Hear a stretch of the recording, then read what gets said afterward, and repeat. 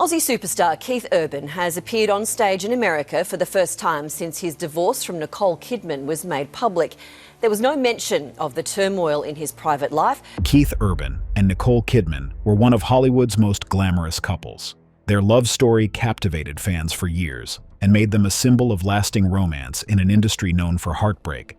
So when news broke that the couple were heading for a divorce, their fans were stunned. Relationship sacrifices, everything. But nothing could prepare them for what happened next. During a recent outing, Keith broke down on stage. What he said about Nicole left everyone in tears. A love that was meant to heal. When Keith Urban and Nicole Kidman met in January 2005, it was at the G-Day USA Gala in Los Angeles.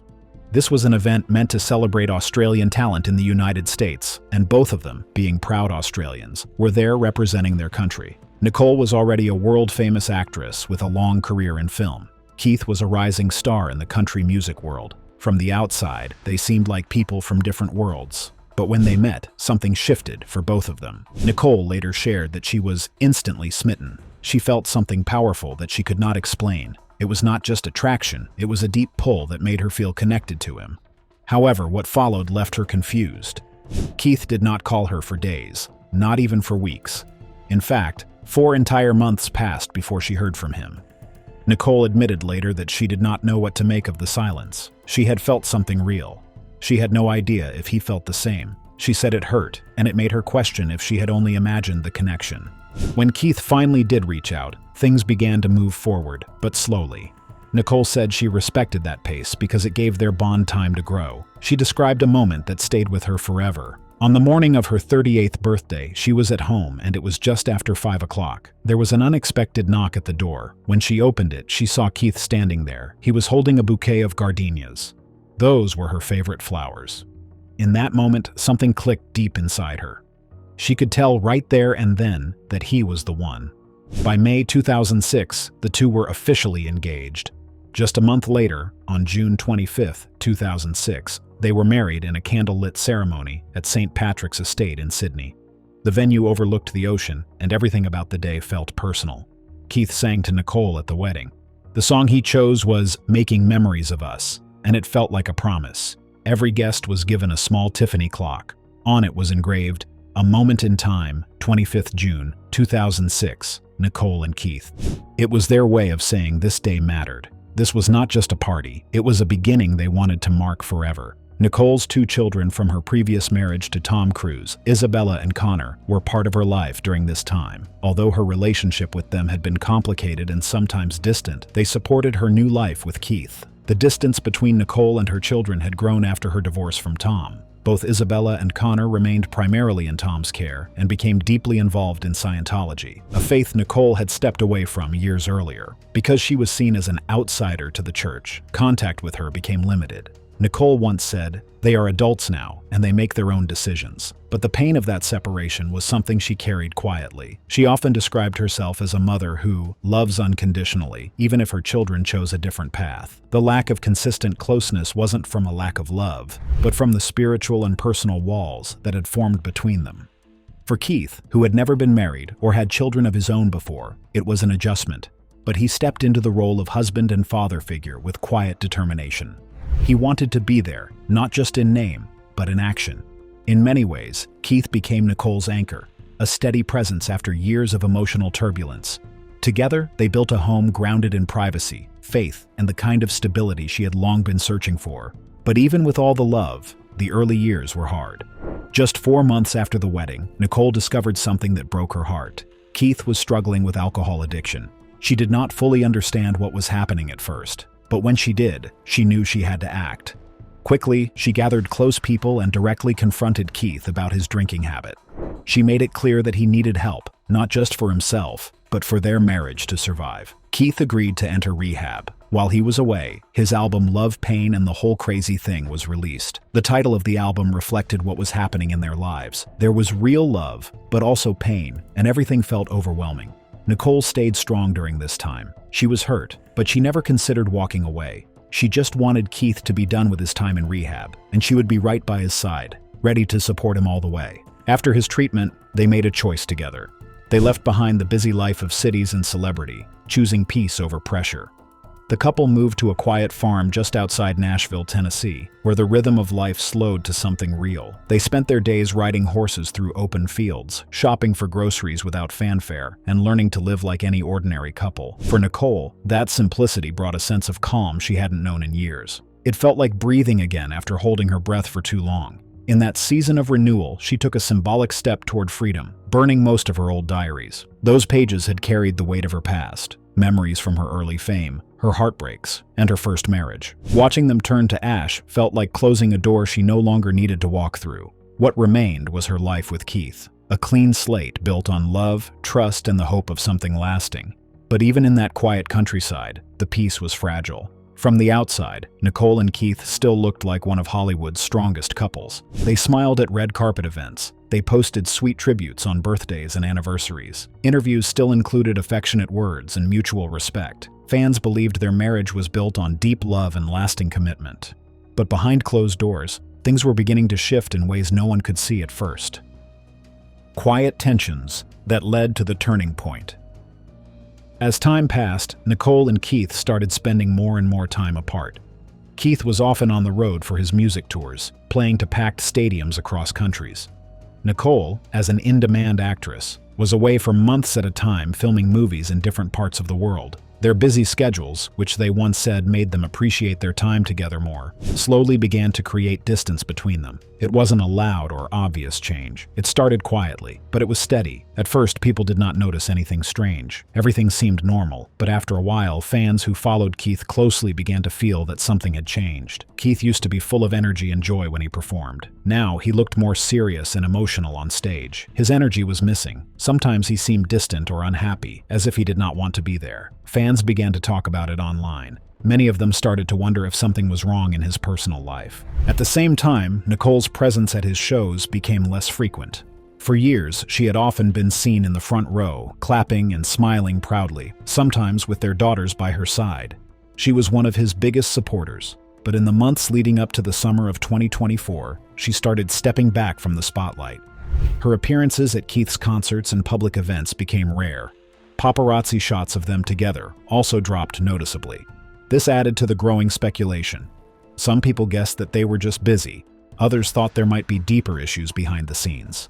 Then came the American Film Institute Life Achievement Awards in June 2024, a night meant to celebrate Nicole's remarkable career in film. It was her moment, one she had earned after decades of work and sacrifice.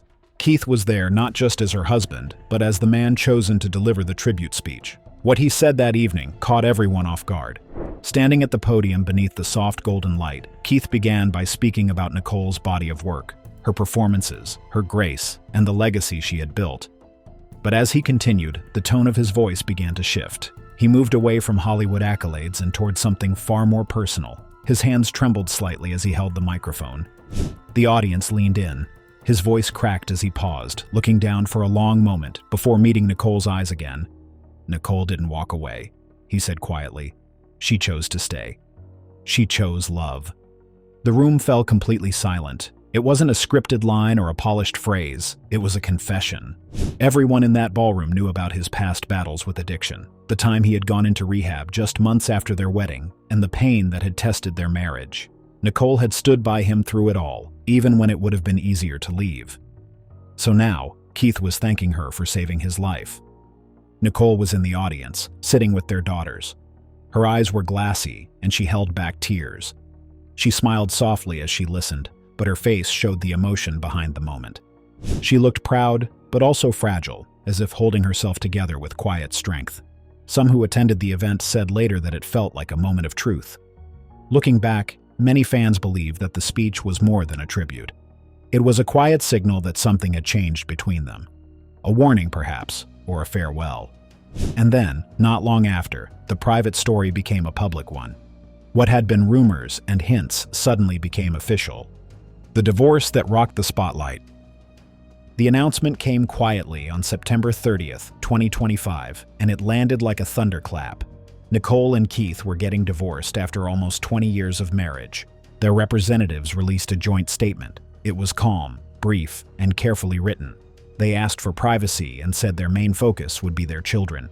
But even in those few sentences, there was something that felt heavy and personal. The words were professional, but the emotion behind them was clear. People felt the sadness, even though no personal details were shared. For nearly 2 decades, Nicole and Keith had been seen as a rare example of a Hollywood couple who made it work. They had balanced their careers, fame, and family life without public drama. They had always seemed close and respectful toward each other. Their appearances at award shows and interviews gave the impression of a real partnership.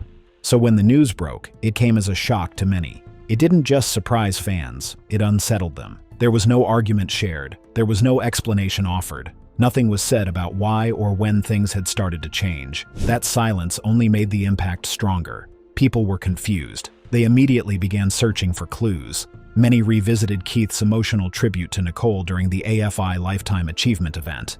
At the time, his words had sounded full of love. Now, watching it again, some said it felt heartbreaking. Others started going back through interviews and public appearances. They looked for anything that could have hinted at trouble. Some watched Keith's recent concerts more closely. They listened to his voice and studied his expressions. They asked if the sadness had already started to show in his music. They tried to connect small moments that had once seemed normal, but now looked different. In hindsight, people started to wonder if the signs had always been there. Even though the reason behind the divorce was kept private, one thing was clear. Something important had ended. Their love story had taken a new path. It was no longer about staying together. Now, it was about how they would learn to live separately. Life after the end of an era. Nicole made her first public appearance after the divorce on the evening of October 4, 2025. She attended an AmFAR charity gala in Dallas. This was a high-profile event, and it marked the first time she stepped back into the spotlight since the split. All eyes were on her, but she walked in with quiet confidence. She wore a black off-the-shoulder gown that was elegant and understated. Observers noticed immediately that she was no longer wearing her wedding ring. Even though Nicole did not speak about the divorce during the event, the message was clear in her appearance and manner. She did not look broken or uncertain. She seemed composed and present. Her voice, when she spoke on stage, was calm and warm. She smiled often and made a point to greet people with kindness. She presented an award that night to Taylor Sheridan, the creator of the hit series Yellowstone. While on stage, she spoke about the importance of compassion, creativity, and purpose in storytelling. Those who saw her that night said her strength was quiet but unmistakable. There were no emotional breakdowns or dramatic moments. Instead, her silence said more than any public statement could have. People watching understood that this was not just an actress fulfilling a duty. This was a woman choosing dignity over drama. Her actions showed that even in difficult times, she could stay grounded and carry herself with grace. While Nicole handled things with restraint, Keith took a different path. He returned to touring, but fans quickly noticed a change in his energy. He looked more tired. He moved more slowly. When he sang, his voice carried a heavier tone. His usual upbeat stage presence was still there in flashes, but it was clear that something inside him had shifted. For many fans, this emotional shift raised questions. They began to wonder how long Keith could keep going like this. Some feared he was heading toward a breaking point. They asked themselves if the man who once sang about holding on would eventually lose his grip. And then, something unexpected happened. That moment arrived sooner than anyone thought it would. It happened one night during a performance, when Keith walked out onto the stage. The night the music stopped. On the night of Saturday, October 11th, 2025, in a quiet, private setting just outside Bristow, Virginia, something happened that would quickly spark conversation far beyond the closed doors where it took place. It was not a public concert. It was not part of any official tour. The event had been described as an intimate evening of music, shared with close friends, musicians, and longtime collaborators. It was meant to be low-key, personal, and off the radar. Keith was one of the last to perform that night. Those in the room said he had been quiet throughout the evening, offering smiles but not saying much. When he finally picked up his guitar, the room went still. Everyone knew his voice, and his presence carried weight. They expected him to sing something familiar, maybe a stripped-down version of one of his hits. Instead, what happened next quickly became the subject of whispers and speculation. He began playing The Fighter, a song long understood as a personal vow to Nicole. For years, he had introduced it on stage as a promise. The lyrics had always been taken at face value. "When they're trying to get to you, baby, I'll be the fighter," had felt like a public commitment to stand by Nicole through anything. The song had always carried that message. It was emotional and personal. But during this private performance, Keith changed the words. As he reached the chorus, his voice softened, and instead of baby, he said a name. And it wasn't Nicole's, it was Maggie. Then he added something that hadn't been part of the song before. Instead of saying he'd be the fighter, he sang, "Maggie, I'll be your guitar player." The change landed like a shockwave. The room fell completely silent. Most there knew who Maggie was. Maggie Baugh, a 25-year-old violinist and guitarist who had recently joined Keith's touring band. She was talented, bright, and full of energy, often playing beside him on stage. But she wasn't a romantic figure in his life, at least not publicly. So why the name? Some whispered that the name change wasn't about Maggie personally, but about what she represented: youth, freedom, and music unburdened by history. Others believed it was Keith's symbolic way of separating his art from the marriage that had defined so much of it. A quiet declaration that the fighter once written for Nicole no longer belonged to that chapter of his life. A few who know him well think the choice was instinctive, not calculated. Maggie had been there through the recent tour, one of the few people who saw him up close during a rough stretch when he appeared emotionally worn. Maybe, in that quiet Virginia room, saying her name felt like singing to the only person who reminded him what music used to feel like before it became intertwined with pain. Whatever the reason, it was clear the name wasn't accidental. It was a message, or maybe a farewell. When Maggie's name left his lips, her entire demeanor changed. She froze, her eyes widened, and her hands gripped her knees. She didn't smile or nod. She just stared at him, then quickly looked away. Those who were there said the air in the room shifted. It wasn't romantic tension, it was something deeper, the kind of discomfort that comes when truth slips out in a way no one expected. What followed would turn that quiet evening into a moment no one would ever forget. The revelation no one was prepared for. After the change in lyrics and the visible crack in his voice, Keith didn't stop. He stood still, clutching his guitar like it was the only thing holding him together. The crowd stayed silent, waiting. Then, slowly, he began to speak. His words weren't rehearsed. They weren't part of any planned performance. They poured out like something he had been holding inside for too long. "I used to think love was just about showing up," he began, his voice trembling. "But sometimes showing up isn't enough. Sometimes you can be there every day and still be miles apart." Everyone in the room knew who he meant. He didn't say Nicole's name, but the pain in his tone left no question. He talked about mistakes, not dramatic ones, but the quiet kind that build up over time. Missed calls, long silences, things left unsaid. He said there were moments he wished he could go back to, not to change the past, but to listen better. Then his voice cracked again as he continued. "She stood by me when I wasn't worth standing by. When I was broken, when I was drinking myself away, she saved me, and I don't know if I ever truly said thank you the way she deserved." He wiped his eyes and went on, quieter now. "I thought love was something you fight for, but maybe it's something you learn to let free. If you love them enough, you stop holding them where they don't want to be." That was the moment people broke down. The combination of his words and the look on his face, part grief, part peace, left the entire room in tears. He wasn't performing anymore. He was confessing. He didn't end with a big speech or a farewell. He simply looked down, strummed a final soft chord, and whispered, "Thank you, Nick." And then he walked off the stage. Those who were there said the silence that followed was unbearable, the kind that only happens when everyone knows they've just witnessed something final. That night, Keith Urban didn't just sing about love. He admitted what it had cost him, and that's what left everyone in tears. Now that the truth is out, people are left wondering what comes next. Is this the end of their story? Or is there still a chance for healing and something new between them? What do you think about Keith's confession? Comment down below.